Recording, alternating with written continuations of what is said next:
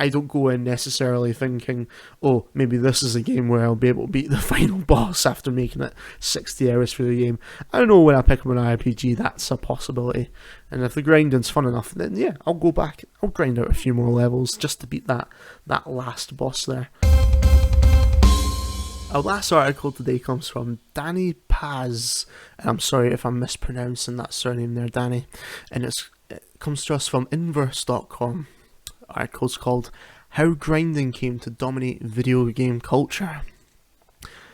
The history of grinding in video games dates back to 1975, but it didn't truly take over the industry until the rise of online gaming. Like a second job, gamers spent hours and hours repeating the same quests, defeating the same foes, traversing the same digital landscape. It'd be mindless if it weren't for an overarching goal: being rewarded by a random number generator gods with a random item as it erupts from the defeated carcass of a boss you just killed for the 100th time. We're talking about grinding, a completist purist by gamers who replay the same levels, quests and missions to slowly level up before taking on the actual next challenge that lies ahead.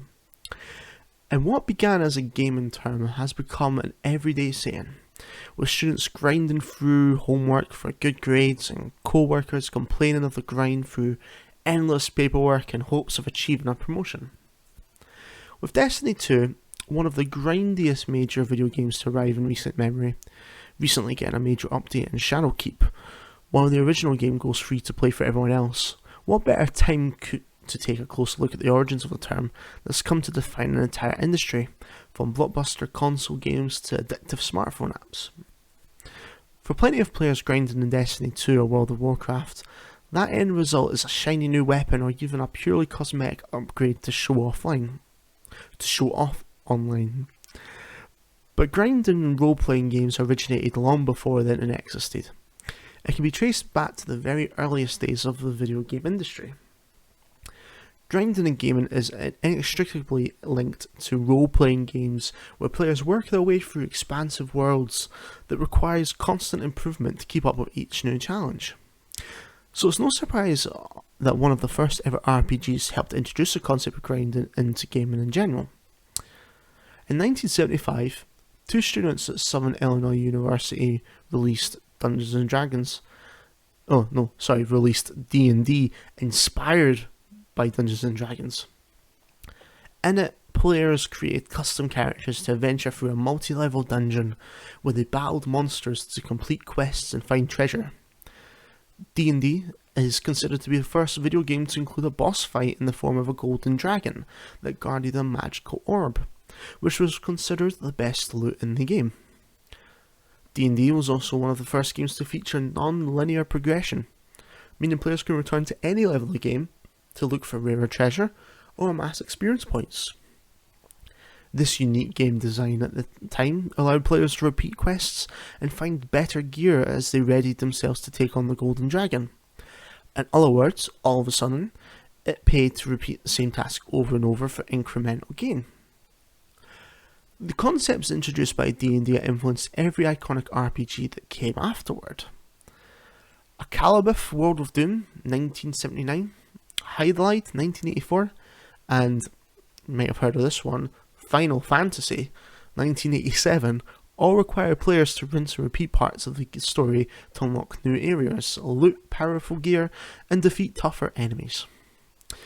Grinding slowly became a fundamental aspect of single-players RPGs, even though its repetitive nature has been said to be the result of poor game design. But the rise of the internet and massively multiplayer online role-playing games, like World of Warcraft, added new and competitive social variables that made grinding even more tantalising. In 1995, the National Science Foundation Network opened the internet to game developers after initially only allowing government agencies and universities to use the network. Game creators can now build massive scale games to support thousands and eventually millions of players. The mid to late 90s were rife with MMORPG releases. Meridian 59 pioneered the genre scope and first-person 3D graphics, which led to more mainstream titles like EverQuest, Asheron's Call, and Nexus: The Kingdom of the Winds.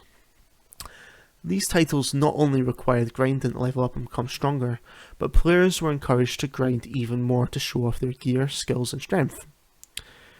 Gamers populated an expansive virtual world where they would show off everything they've worked by simply equipping new gear and walking around. It made grinding endlessly more satisfying. Today, the concept of grinding in an RPG has remained largely the same, but the ways it's employed by developers can make or break a game. Titles like Blizzard's World of Warcraft and Diablo are simply refined and much larger versions of 90s MMORPGs. The story takes a backseat to the desire to show off the rare sword you acquired by killing an extremely difficult boss. But in the world of free-to-play mobile games, grinding has taken on even more negative connotations.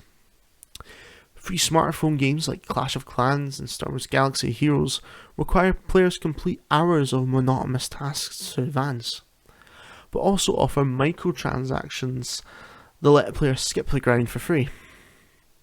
Developers of these games call them free-to-play, but gamers have dubbed them pay-to-win, because choosing to grind will never get you further than choosing to spend cash instead.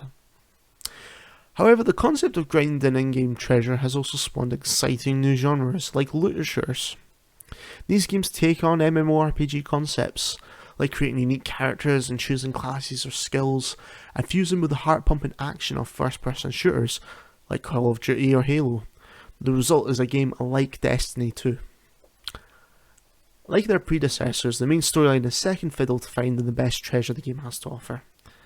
Players often brag about breaking the games they're playing when they find the right combination of loot and abilities. And Destiny 2 Shadowkeep is another opportunity to jump online with friends and flaunt the gear they've grinded out. The negative connotations of grinding will never go away, but as long as your journey is full of friends, tense voice chat moments, and piles of shining loot in the end, there will always be gamers willing to grind. That was from Danny Paz over at Inverse.com. I have not a complicated history, but there's a fair amount of history with me in grinding in games. I mentioned this briefly in the last segment, but for those of you watching this individually later after the show. In JRPGs, I've got a bad habit of making it all the way to the end of the game, just kind of getting by on what's presented to me. I wouldn't go out looking to grind. I would just take battles as they come. Pokemon's not an exact example. The best example would be Kingdom Hearts 1 and 2, as I was saying in the last segment. But basically I'd get to the end of the games, and then the last boss would be too difficult, and I'd be faced with a choice: so I can go back and grind for hours, or I can just watch the end on YouTube, But grinding, as Danny was saying in that letter there, is taking on a far more insidious thing in games. Just a few years ago, and I think as recently as this year, Ubisoft released a microtransaction where you could get an XP boost in their Assassin's Creed games. So the impression was they were deliberately making the game grindy to promote you to buy this additional DLC to speed along the game, essentially selling you, as Jim Stephanie Sterling says quite a lot, selling you solutions to problems that they create.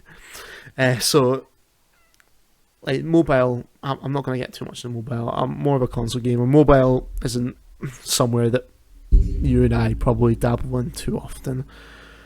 But grinding, like typically speaking, I think we accept it in the role of RPGs. It's just to be accepted. I don't go in necessarily thinking, oh, maybe this is a game where I'll be able to beat the final boss after making it 60 hours through the game. I know when I pick up an RPG, that's a possibility. And if the grinding's fun enough, then yeah, I'll go back. I'll grind out a few more levels just to beat that last boss there. Sorry, folks. Sorry about that. Too much fizzy juice, I think. But I think the biggest issue I have when it comes to grinding is when it's the pure focus of the gameplay. When, as Danny was putting out in his article there, where the story plays second fiddle, when the focus of the game is purely on the gameplay loop.